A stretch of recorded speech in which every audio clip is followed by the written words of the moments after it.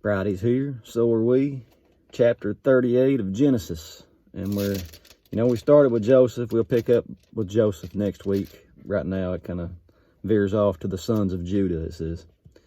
And it came to pass at that time that Judah went down from his brethren and turned to a certain Adullamite, whose name was Hira. So he runs off from his brothers and hangs out with this guy.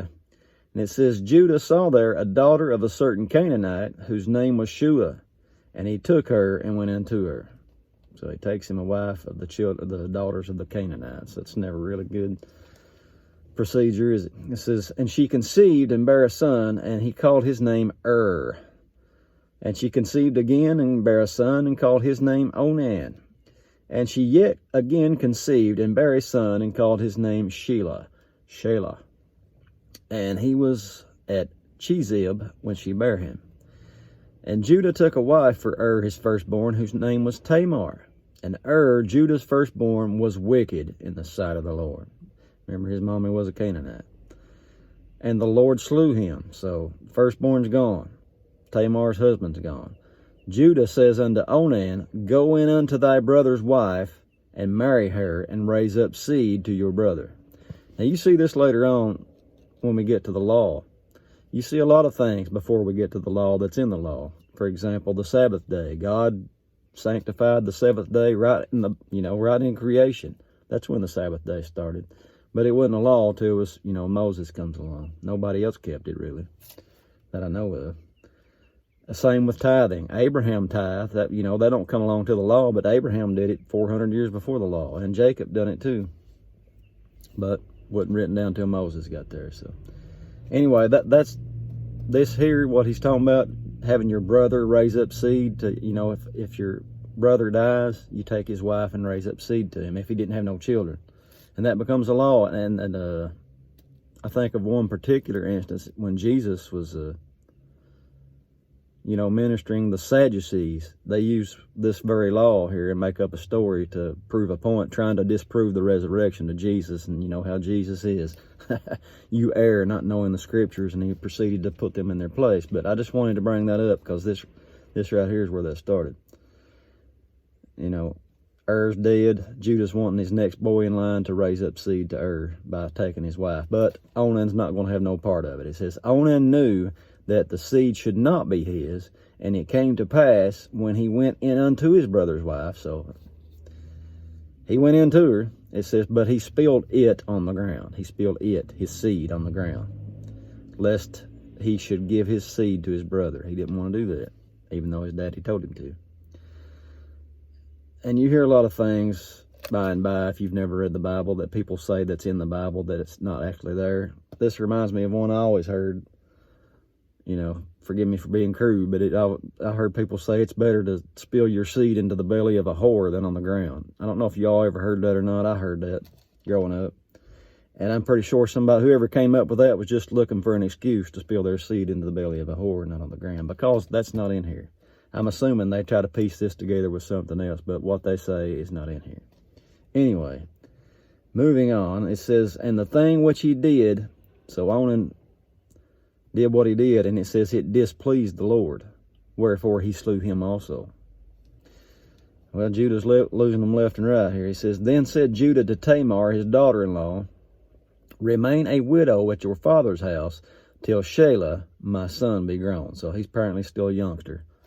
Stay, a widow till he's grown, then you can have him too. It says, for he said, lest peradventure he die also, as his brethren did. And Tamar went and dwelt in her father's house. And in process of time, the daughter of Shua, Judah's wife, died. So Judah's wife died. It says, and Judah was comforted and went up to the sheep shearers to Timnath, he and his friend Hira the Adullamite. All right. It says, and it was told Tamar, saying, behold, thy father-in-law goes up to Timnath to shear his sheep. And she put her widow's garment off from her, and covered her with a veil, and wrapped herself, and sat in an open place, which is by the way to Timnath. For she saw that Shelah was grown, and she was not given unto him to wife. So times past, Judah promised Shelah to Tamar. He's not given Shelah to Tamar. She hears that he's going up to the, town, And she takes her widow garment off, and she makes herself look like a prostitute, pretty much. And she sits out where the prostitutes sit.